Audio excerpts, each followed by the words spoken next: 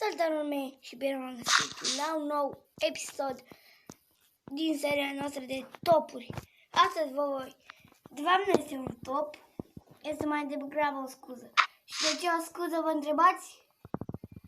Cu topul, na. Topurile vă aștepta. Și îmi cer mii de scuze pentru că n-am mai putut să filmez de câteva zile.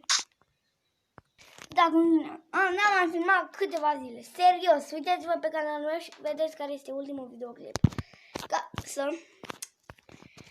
nu știți că sunt un mincinos. Și nu o să dau detalii pentru mapă. Dar îmi pare rău pentru chestia asta, pentru că n-am mai putut să filmez. Am avut ceva probleme cu telefonul, nu mai se încărca. Mai multe chestii din astea mai basic.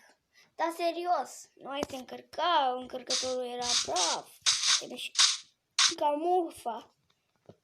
Și alte detalii.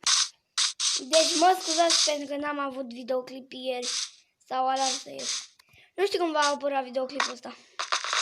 Poate peste 5 luni. Nu, o să-l postez cât mai repede. Să dați acolo un like baban. Și acesta va fi skin-ul meu. Acesta este skin-ul meu.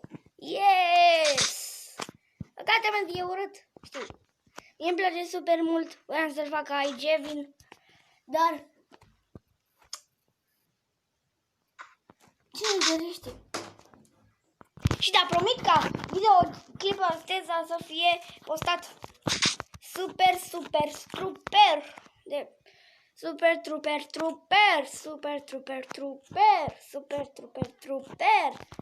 repede. Deci, sper că nu v-ați supărat pentru că eu nu am postat, dar mi-am rămas telefonul și na. Până atunci, lăsați un like, subscribe. Eu am fost Denis, voi ați fost șerpuleții. Până atunci, vreau să spun că să vă abonăm la Joan. E un tip super, dar este englez și na. Deci, cred că rămâneți cu acest episod dacă n-ați știut de făcut și noi ne vedem de următoare. Pa, pa!